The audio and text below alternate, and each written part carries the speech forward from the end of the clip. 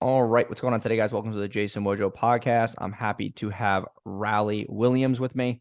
He is CEO and co-founder of DealMaven.io, former M&A lawyer who went on to build an entertainment business and recently exited for 26 million. I'm very excited to ask you questions about that because I'm thinking about exiting before I'm 30. And now he's building the world's only partial acquisition marketplace for digital businesses. Welcome to the show, man. Hey, thanks for having me, man. Good to be Yeah, here. yeah, of course, man. I read a lot about you. I even opted into the site. Um, Oh, so I'm nice. honest, yeah, because there's like a newsletter there, Uh-huh. and I opted into that. So yeah, man, I think that what you did was like interesting to me because I haven't talked to anybody on my podcast who has exited for that much. I mean, I had a couple guys who have like exited their agencies for like 6 to 10, but Sure. like, yeah, you did 26 million, so that's pretty dope. My first question is, first of all, how old are you? I'm 33. Okay. And why did you decide to exit so early? Was it because of a market condition or just someone gave you a good offer and you couldn't resist? Um, for me, so I started as a mergers and acquisitions lawyer in New York and Dallas, and I quit to do the entertainment business was a trampoline park, escape room, Okay. axe throwing business. So we had 7 locations. And in 2019, I had been doing it for almost 4 years. And I knew the only way to grow that business was to either franchise and really pivot the business model. We had done corporate stores that we were funding ourselves and building ourselves along the way. And I knew that we either need to pivot the business model to franchise operations or continue to build across the country and take on a bunch of new capital financing in order to get to the next phase. And I just knew within myself that 10 years down the road, I didn't want to still be in the business that I got into basically as an escape path from practicing law. And so for me, it was a soul searching moment to just be honest with myself and knowing what I learned from it, practicing law and seeing these businesses, buying and selling these businesses as an attorney. I knew that I wanted to start the exit process before I was mentally checked out. And that's where a lot of founders find themselves is they kind of run themselves to the end of the rope and they say, okay, I'm out. Like, how do I get out of this thing? And they don't have enough gas left in the tank to really make the adjustments that are needed in the business in order to have it be worth exiting. And so they get themselves into it's a bad math equation when they're like, why would I sell it for what it's worth today when I could just continue to run it and make more than what I would sell it for in a year from now? But they don't have the energy to change the business model and put the pieces in place to make it valuable from an enterprise value standpoint.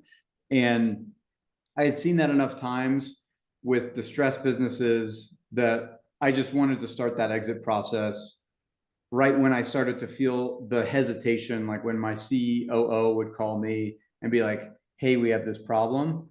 I like when he would call me, I would start hesitating picking up his phone call, right? And that hadn't happened before. Yeah. Like, like I would see his phone number and be like, "Shit! Like, what the hell could have gone wrong?" Versus, 18 months before that, it's like, "Hey, bro, like, what's the issue? Like, you need me to drive down?" I was excited because it was something new and different. And so anyway, that was my process of exiting is because I just knew that I wanted to do something else. Yeah. See, that's the thing with me is that like I like running my agency, but at the same time, I think I've just gotten to the point where there's like this level of boredom because Sure. making money is the same way that it is every single day. There's not that like and having newness is a double-edged sword. But at the same time, like I'd rather have new ventures to go into because it makes the whole game more exciting. Like running the Sure. agency is the same thing every single day. Clients, ads, funnels, landing pages. Okay, what's next? Okay, Right. maybe email. Okay, client pays, same contract, same system, same onboarding. Like it just gets boring. So that's why I started a coaching business just to kind of give myself some newness. And then I'm Sure. looking to buy softwares because I need to attach softwares to the business in order to make it more sellable because all of our traffic right now is mostly paid. Right. So it's like, yeah, is it sellable? I guess, but it's not going to be as high as a multiplier if I don't have organic traffic coming every single day without running a single paid ad. Right. Yeah, and So, that's why like one thing that one thing that we did back then in that entertainment business, and one thing that we do occasionally as a service for people, is we'll help them buy media, like owning the media, whether it's Facebook groups, Instagram channels, something that you can show to a buyer that clients get generated outside of a personal relationship with the owner, the owner that's hoping to get a payday and walk away with the cash. That's one way to boost enterprise value. SaaS is another way. Technically, like on paper, it always seems like a sexy enterprise value driving playbook, but you have to really integrate it. And depending on what numbers if you're talking about $5 million plus exits, you're dealing with a sophisticated person on the other end of that deal who knows what they're doing, and they can parse the data and really get an understanding of what's the churn metrics of the SaaS. Did you just bolt on a SaaS business onto a coaching thing so that way you could get a 10x multiplier as opposed to a 2x multiplier or a 0.5 multiplier in a coaching business? And so depending on the size of the business that you're looking to ultimately exit and who that buyer is and their level of sophistication, just based on the fact that they have that much cash to deploy into something, most entrepreneurs spend a lot of time building a customer avatar, who they are, what their demographic is, where they are in their lifetime, what they're looking to do on the next stage, and how to bridge a service that gets them there. And the highest level of exit planning and enterprise value building in a business, you have to do that exact same thing with the buyer of the business as opposed to the buyer of your product or service. Who is this buyer? What are they looking to do? What's the next phase? Like, why are they buying my business? Like, who is it that wants your agency particularly? And one thing that I made this mistake even as a former lawyer doing these deals a bunch. I had a trampoline park business, an escape room business, an axe throwing business, and each of those businesses was profitable individually. And when I went out to the market to try to sell them all, and I did all these transactions myself, I didn't have a banker or broker, I just did all these deals myself. What I found was I had grown the business too wide, and it was too big of a business for any one buyer to want to participate in all of those business segments, right? And so the trampoline park buyer didn't want to be in the escape room business. He wants to be in the trampoline park business. And so that's why the $26 million exit, it actually took me 9 transactions to do it, because I had to sell off pieces of the real estate. And I had to break the business up into pieces over 9 different transactions in order to get the highest and best value for all of those business segments that I'd done, because I had started it thinking that I was building a conglomerate, that I was going to be this big, entertainment empire.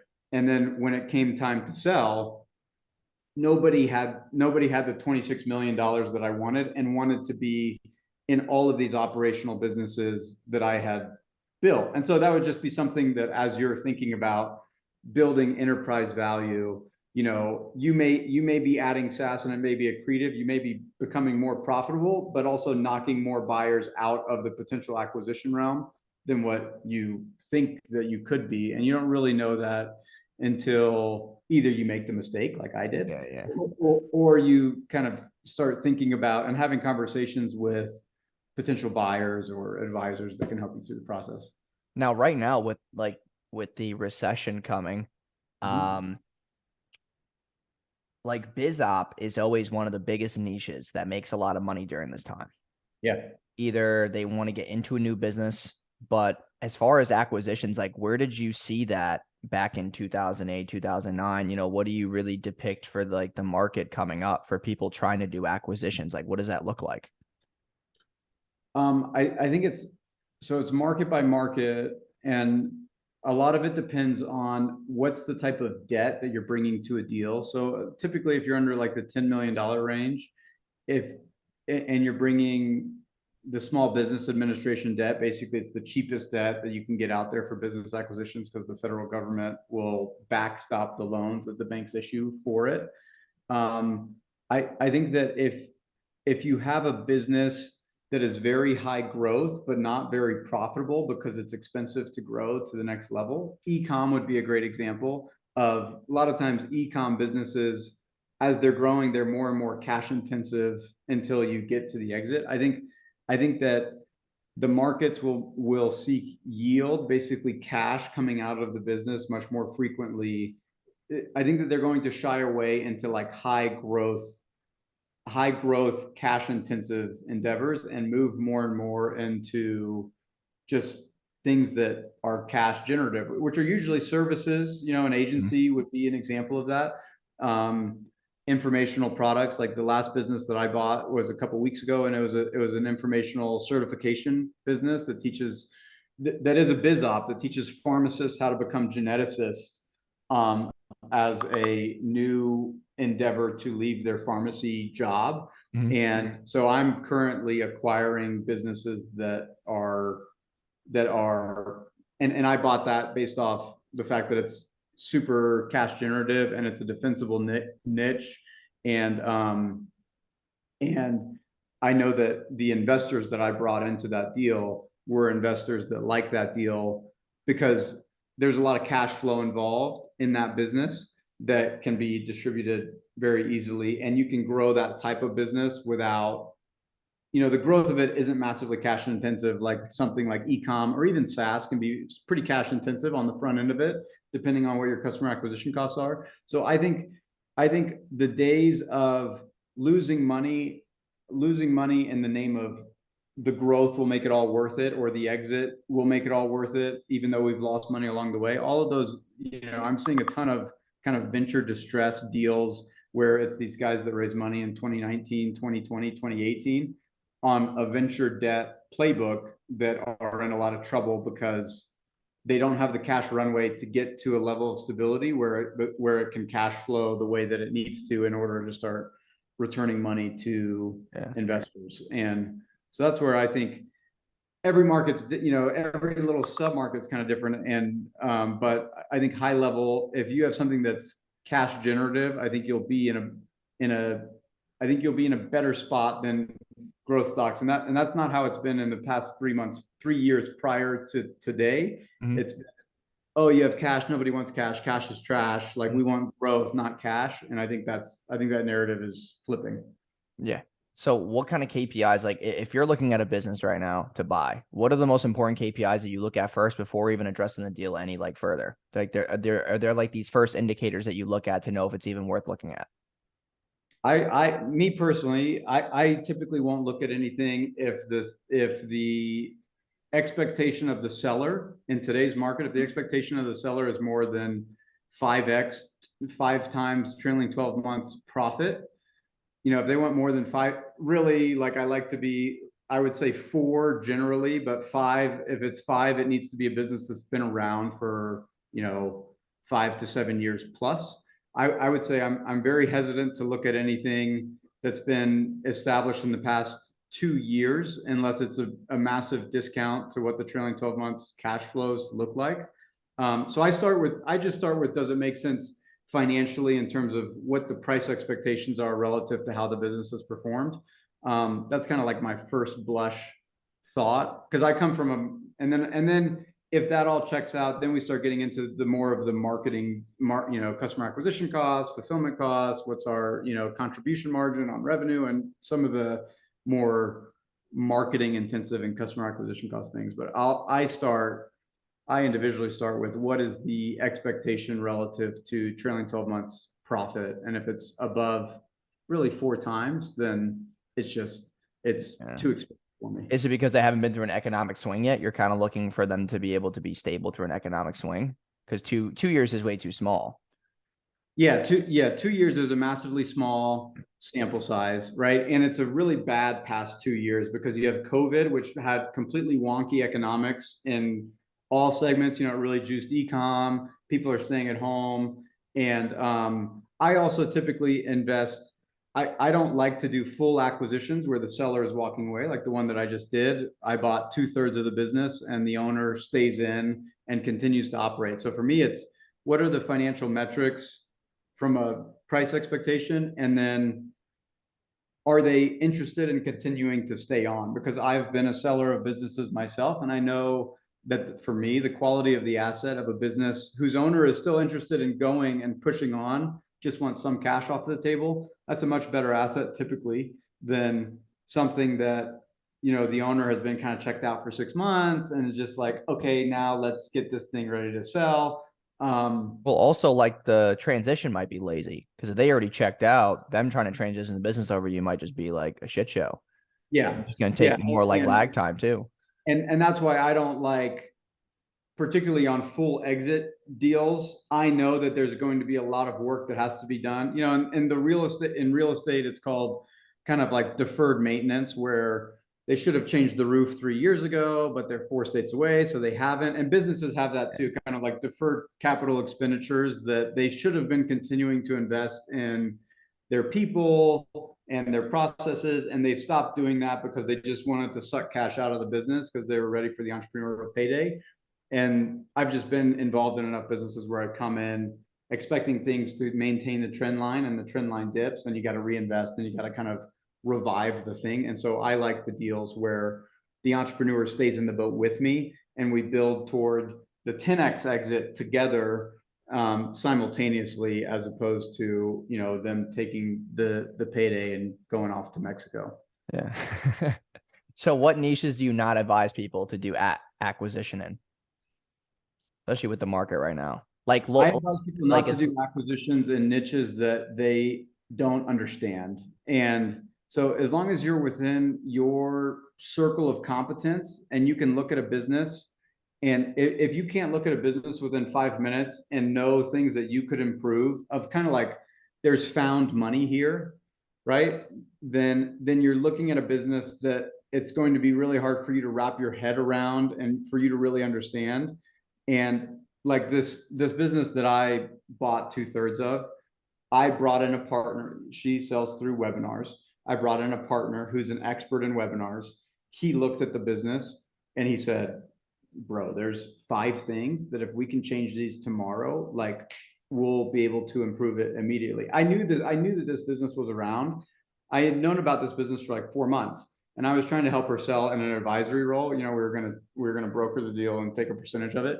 I just couldn't get involved because I didn't understand the business well enough. I'm not in the webinar world. I'm not an internet marketer. I didn't understand how to improve customer acquisition. So I just didn't touch it because there was too much there that I didn't understand. And then when I found the right partner that was also willing to have skin in the game, put money in and invest, and he said, I'm willing to stake my career on this move, then it's like, hell yeah, somebody who understands it, who's going to be doing the work, is willing to put skin in the game to make sure that it gets done. Even though it's not within my circle of competence, it's in the circle of competence of the acquisition team that I'm a part of. And so let's go for it. Let's do it. I could look at a trampoline park business and in 3 minutes tell you whether it's a good deal or not. You coming into the trampoline park world, yeah, that would be you a shit show. say, wow, this makes $1 million a year. This could be the greatest thing since sliced bread, right? Yeah. And then you get into the details and you realize that they haven't changed their trampoline pads and their springs in 3 years. And that's going to cost you 60 grand that you're not budgeting for. And you don't know it until you experience it. And so putting your money into things that you don't have an operational idea on how you're going to improve it and take it to some level of growth or get your money out of the deal, there's too much risk in that. My whole thing is do something that if you're right, you get rich, and if you're wrong, you don't go broke. And when people get deal hungry, or when people come to me and they'll say, even on the media acquisition stuff that we do for people, buying even a $5,000 or a $10,000 deal, where they're like, I want to do a deal in the next 6 weeks. And I'll always tell them, like, no, you want to do, like, a deal is like a marriage. It's better to be single than to be in a bad marriage. Yeah. Like, anyone would tell you that. Like, Yeah. don't get deal hungry. Don't put yourself on this timeline to get a deal done. Just like you wouldn't say, I'm going to be married in the next 3 months. Like, yeah, you could get it done probably, but like, at what cost, Yeah. Yeah. so that's So yeah, so I want to throw a scenario at you because I want to pick okay. your brain. So we have two businesses. Okay. They're both the same niche. One business makes $1 million a year, and let's say their 3-month LTV is a lot higher than business B. But business B, and keep in mind, they're both the same price point, same everything. 1 million a year, 1 million a year in revenue or in profit? Both make $1 million a year profit. Profit. Okay. Okay. And business A has a better 3-month LTV than business B, but business B has a better email list. Better as quantified how? As it makes more money than business A's email list. And it's a better nurtured email list that makes the same amount of money on a 3-month LTV, but it's using the email list to achieve that. So if you're exiting with which one would you rather buy? And you're calling a 3-month LTV lifetime value, meaning the stickiness of a customer, or how are you quantifying? Yeah, like how much that customer is worth for 3 months once they come in on like day 0. Got it. Okay. So one basically, yeah, I'm trying to make this like very, very simple. So 3 months, like let's say the LTV is $200 on business A. Business B, it's $100, but the email list is stronger and it makes it still $200 after 3 months. Got it. So are you buying the business that doesn't really have a strong email list but makes more money than business B on a 3-month LTV, or do you buy the one that has the email list? I'm looking for something that's undervalued that I bring a unique perspective in. So if I was doing this deal with somebody that's an email expert, right, I would rather be in business A, knowing that I can bring unpriced value into the email list that they're not currently capturing. If somebody on my team knew how to do that, they look at the email list, right? If I'm looking at business B and they're like, man, these guys are whiz bang email guys and gals, and how are we going to continue at that clip that they did because they're next level, right? I know that when I take it over, my email performance is going to depress relative to the price that I'm buying at. Okay. So I'm looking for things that I'm looking for. Where did the business take steroids? Either because the founding team was amazing at something. So if it's a founding team of just like amazing paid ads people, and they are making $1 million a year and it's all off of paid ads, I price that as they took steroids. I'm not going to have those steroids. And so there's going to be a contraction in the business when I take it over, right? So I'm buying it on the high, and then it's going to settle someplace lower than what now you don't care about the lag time that it would take for an email list to be nurtured that well, though. You don't care that much. You know that it would eventually get to that point. Because what if business A was never collecting emails or never did anything with nurtures? They were just really good at sales in person. Yeah, that goes into the how are they generating that's why I like things that have had organic growth without the founders really knowing what they're doing, right? When I look at a founder that I'm potentially acquiring something from, and they have a heavy background in email marketing, digital marketing, all of these things, all of these like ninja ways to create value out of nothing, right? One way to look at it is, oh, that's great. It's all been set up for me and I don't have to do it myself. I'm looking for something that's underpriced though. I'm looking for, I would much rather have a founder that has a great product and it's growing and the founder doesn't know what to do with it. And she's, he or she have just kind of stumbled into this thing that they're like, this is crazy. I don't know.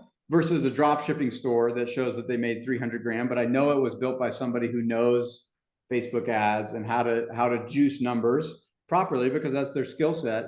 And that skill set is walking out the door with my money, and I'm left to try to replicate that without that skill set. You know what I mean? Yeah. So if something is massively overperforming, I depress it. So if you show me two investment memorandums of two businesses side by side, and you say, this business massively this business gets a 60% conversion rate, click-through rate on their email list, which is above industry standard, versus business A that is far below industry standard, and they're making the same amount. I'll take everyone that's below industry standard and assume that I can at least get it to industry standard. If they're performing above industry standard, then I start getting worried about, well, what if I can't keep up with that, right? The other thing too that I would do is I would just have somebody subscribe to business A's email list. Sure. I mean, business B's email list, and just watch what they do for 30 days and just reverse engineer it for what we have to do. Totally. Yeah. If you said, I've just bought business A and how do I improve it now? That would totally be like, a next right step. I'm looking for, I'm just looking for I'm trying to do things that are safe. So what's my margin of safety? And margin of safety is the price that I pay should be far lower than the value that I think that there is there. And so when I look at something when I look at the front end of a business, and the front end is like, these guys are jokes. Like, what are they doing? And then I look and they say, like, what the shit? They make 200 grand a month on this? Like, that's crazy. This, and like, they're already making money versus something that's like pristine and like totally maxed out, you know, and awesome looking and has like PR and press kits. I'm looking at that as like, where's my alpha? Where's my, like, how am I supposed to, where's the meat left on the bone for me? You know, I'm looking for a house that I can kind of renovate, but it's still nice to live in today, not something that's like already like maxed out to the nines in the way that it was built, and like just having a nice house for me, because I'm looking to buy something at 2 and sell it for 6, not be in at the 6, you know? Yeah. Dude, I love it. Yeah. I like your result because I was eager to see what you would say. Cause it's like, there's so many different factors that go into acquisition that I don't really know about. So it's good to get your opinion on it, because it's like, oh, do people value like SMS? Do they value email? Do they value better automations and systems? Do they value better leadership? Like all these things that you go into a business thinking what's worth more and what's not. And it's like, there's so many different niches, verticals, there's different customer journeys, there's different customer mapping. It's like, it's kind of hard to make that decision on what you want to buy or not. So seeing your perspective is really and it's hard to talk about it in the massive abstract like that. Me as a buyer, right? Like when I sell a house, I'll purposely leave one of the bathrooms unrenovated, right? Because I want the buyer to come in and say, oh, look, we can renovate this bathroom and like we get equity value based off of what we bought it for, right? You're looking for, that's a different buyer than someone who's just like, I just want to cut the check and I want to be done, and I don't ever want a contractor to swing a hammer in here ever, right? I think where entrepreneurs that are operating an ongoing business today, trying to build something towards exit value, I think one mistake that they'll typically make is they'll make all of the improvements that they think a buyer wants to see, and make it such that if the improvements aren't also driving profitability, right, then you have an issue. Every degree of separation that, like on your agency, Jason, every degree of separation that you can show that you have from your agency improves the value of it, even if profitability stays flat. Because when you're selling an agency, the risk in an agency or any service-based business is, what the hell happens to this thing when these guys know, when the customers know that Jason's not associated with this thing anymore, right? Because the value of a business is basically just, what is the business making today, and what is the chance, how long is it going to take for me to get my money back, and how can I improve it based off of what it's doing today. And so when the owner makes moves that separates them from the operations, the revenue generation, and the growth strategy of the business, that inherently proves enterprise value, because it de-risks the business to a buyer. Like when I sold my trampoline parks, I made sure that every potential buyer that I talked to knew that the trampoline park was in Utah, and I was talking to them from Texas, where I was living at the time, right? Because it just shows, right? Listen, I've been running this thing remotely. I don't even check in. I don't even know who the general manager is there right now. If you ask them who I am, they won't know who I am. And showing separation from the owner to the business itself as an asset. Buyers don't want businesses, they want assets, and assets can afford the management of themselves, right? So they want to know that I can buy this thing, and I'm not going to have to insert myself into the operations of this thing day one, and I'm not buying myself a job. Yeah, completely understand, man. I appreciate it. Well, wow, it's been 30 minutes already. So we'll just conclude with that. Dude, I love the conversation. I'm going to watch this one back because I'm like 25 now, and I'm like, I have 5 years. Like, that's always been my goal. I want to exit and just like do something else when I'm 30. Because I am pretty like bottlenecked in the business. Not like completely, but I'm still like the face of it. So it's just kind of concerning to me because I have to figure out how to completely turn the wheels on that.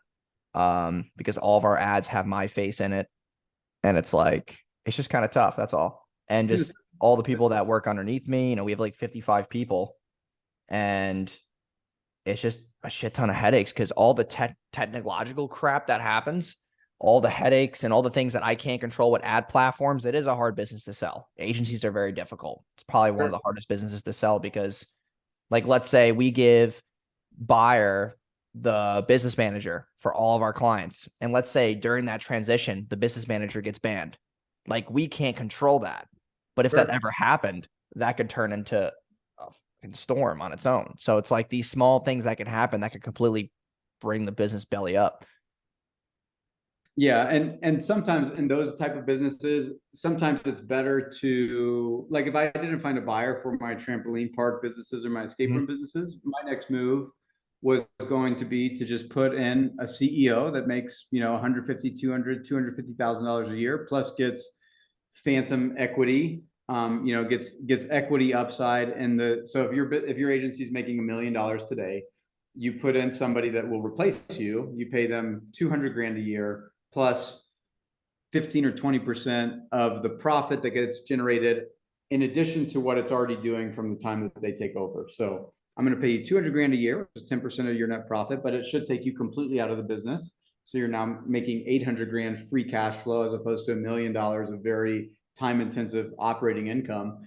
And you incentivize them to continue to grow the business, and you incentivize them with the economics that say, every dollar above $1 million of profit, you're going to get 20 cents of, because I want you to win. And I want you to be excited that your path to wealth is going to be in this vehicle of this agency. And that is an exit in and of itself. It's not a cash liquidation. It's not a liquidation event, unfortunately, but it's a massive time exit, right?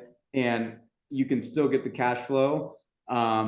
You find an operator that you really like, and your time has then been freed up to go and pursue the new things that you want to pursue. Yeah. I love it. Well, I appreciate you hopping on. Where can they follow you right now? I'm active on Twitter, Raleigh_M&A. You can go to dealmaven.io, subscribe to the newsletter if you're looking for media assets, mediaacquire.com, whatever. All right. Awesome. Well, dude, I appreciate your time today. We'll, stay in touch if I have any other questions, or I want to put my thing up on Deal Maven. We'll see what's up. Yeah, let's do it, man. I really appreciate you hopping on, and we will connect and talk soon, man. Appreciate it. All right, man. Have a good one. All right, have a good one. Peace.